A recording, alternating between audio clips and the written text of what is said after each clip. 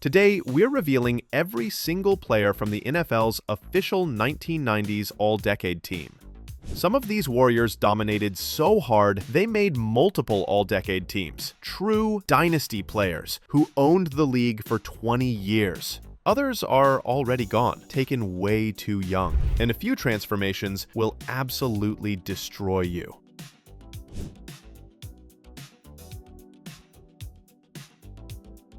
John Elway, the helicopter. At 37 years old, diving into 3 Packers, spinning through the air for a first down, playing on a separated shoulder, bruised ribs, his father dying of cancer. That wasn't football, that was pure heart transplanted into a human body. The Golden Boy quarterback became a silver-haired businessman, still has that famous smile that made Denver believe in miracles.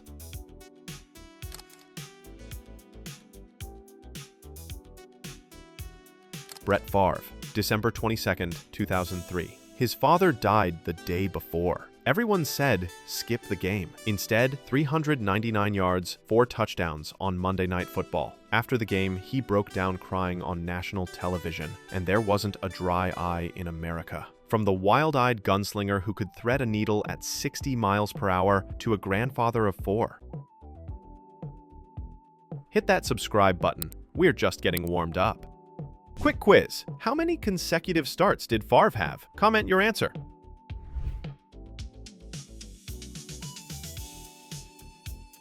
Emmitt Smith, the all-time rushing king. December 1993 NFC Championship. Separated shoulder. Couldn't lift his arm above his waist. Doctor said, don't play. Emmitt said, let me play until I can't play. 168 yards. Cowboys win. Never grimaced once. From bruising runner to polished analyst. Lost the shoulder pads, kept the rings.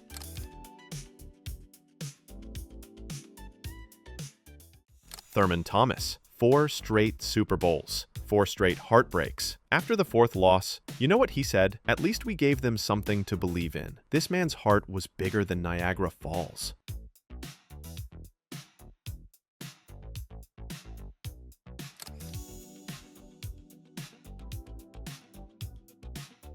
Terrell Davis, the most dominant 3-year stretch in NFL history, 7,607 yards from 96 to 98, including the first 2,000-yard season since Dickerson. Then his knees exploded, career over at 28, but he never complained, never blamed anyone, never asked what if. Real men handle adversity with class.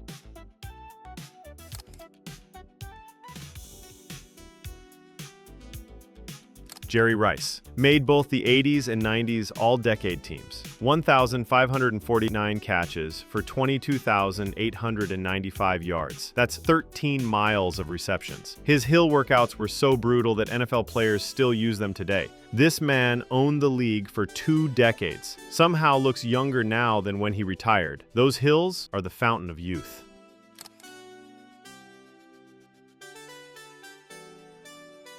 Chris Carter. Cut by Philadelphia for drug problems, he rebuilt his life in Minnesota. His hands were so reliable, quarterbacks just threw it up and trusted. 130 receiving touchdowns. Character matters, especially when no one's watching.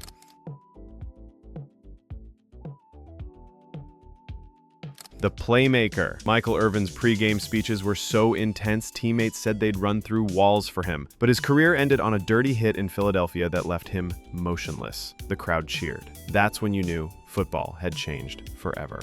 From catching touchdowns to calling them, still bleeding silver and blue.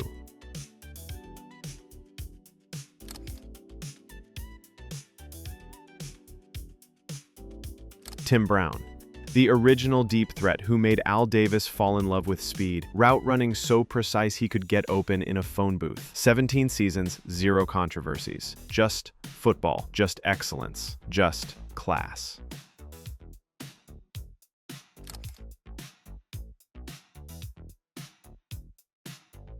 Shannon Sharpe. Before Shannon, tight ends were glorified offensive linemen. After Shannon, they were weapons of mass destruction. Once told a defender, I just ran past you so fast, I gave you a sunburn.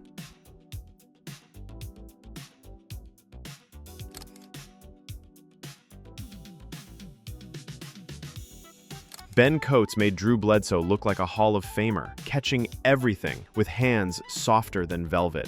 He was New England's offense for years. Then spread offenses took over and possession tight ends became dinosaurs.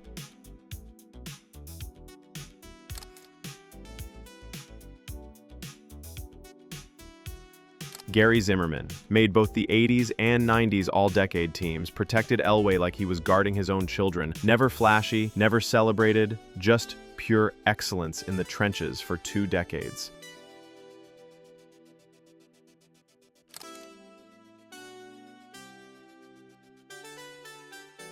Willie Roaf made the 90s and 2000s all-decade teams. 6'5", 320 pounds, ran a 4.8 40. Offensive tackles aren't supposed to move like that. 11 Pro Bowls across 2 decades.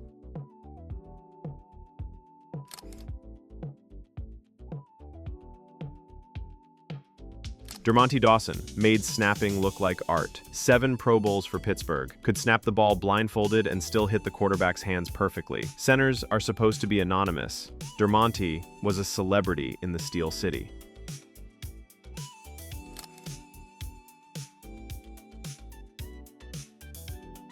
Larry Allen made the 90s and 2000s all-decade teams. The strongest human who ever played football. Bench pressed 700 pounds, ran down linebackers from behind at 325 pounds. If you never saw him play, you missed Superman in shoulder pads. We lost him in 2024 at just 52.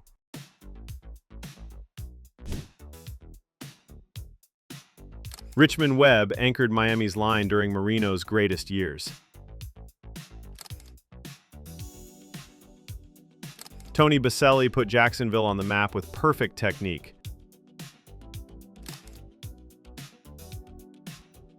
Randall McDaniel, 285 pounds, chasing linebackers like a running back. Bruce Matthews could play every line position and diagnose blitzes before defenses called them. Steve Wisniewski, the Wiz, nastiest guard in football, 8 Pro Bowls. Mark Stepnowski, undersized but never outplayed, anchored Dallas's dynasty. How many are you recognizing? Subscribe if you're loving this.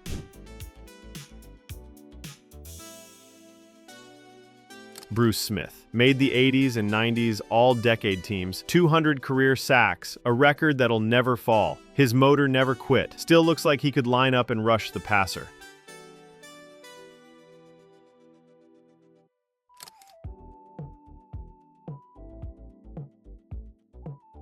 Reggie White, the Minister of Defense, made the 80s and 90s all-decade teams 198 sacks across 2 decades. Chose Green Bay's frozen tundra over bigger paychecks. We lost this gentle giant at just 43.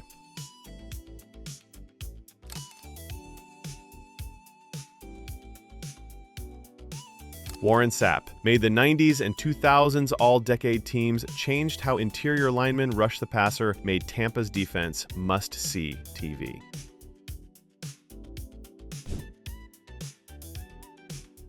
Neil Smith. Speed off the edge was supernatural. Chris Dolman lost at 58, 150 sacks, Minnesota legend. Cortez Kennedy lost at just 48, Defensive Player of the Year on a 2-14 team. John Randall, undrafted to Hall of Fame, 137 sacks.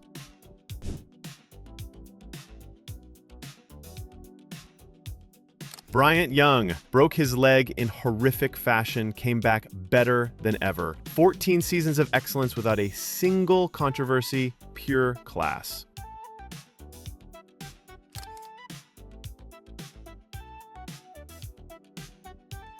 Derek Thomas, 7 sacks in 1 game, a record that'll stand forever. Loss in a car accident at 33, right in his prime. Should have had years left.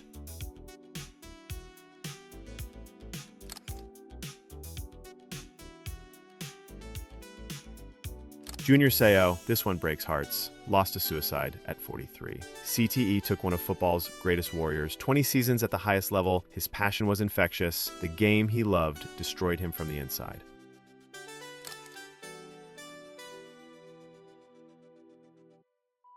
Kevin Green lost at 58, 160 career sacks, third all-time. That wild hair flying behind his helmet was pure football. Hardy Nickerson made Tampa matter, tackling machine.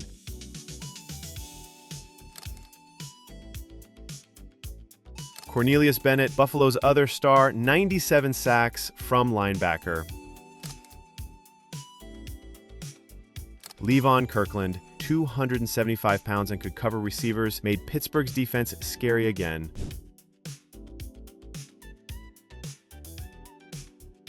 Rod Woodson, 71 career interceptions, could play any position in the secondary and dominate, athletic ability off the charts.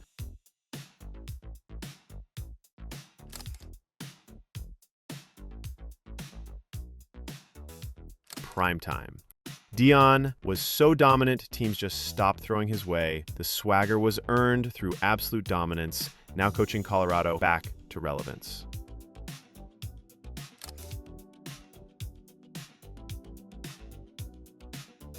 Ronnie Lott made the 80s and 90s all-decade teams, chose finger amputation over missing games. That's not tough, that's psychotic dedication to winning, the gold standard for safeties for 2 decades.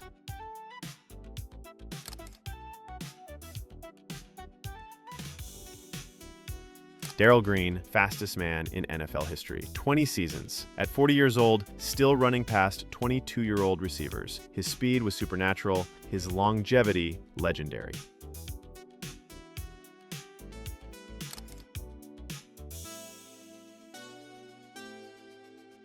Steve Atwater hit so hard, receivers still remember his name. Made crossing routes an act of courage. When Atwater was coming downhill, even Hall of Famers got alligator arms.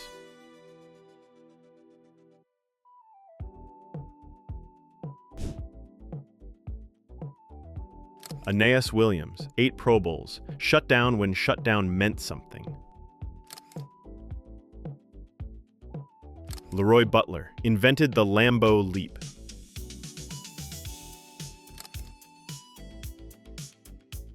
Carnell Lake could play corner or safety at elite levels.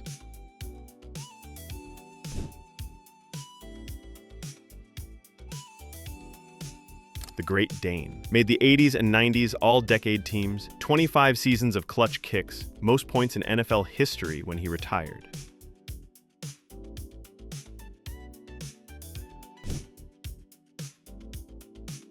Gary Anderson, perfect season until it mattered most.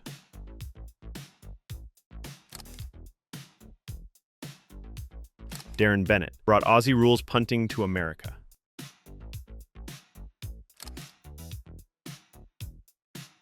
Sean Landetta made both 80s and 90s teams 22 seasons.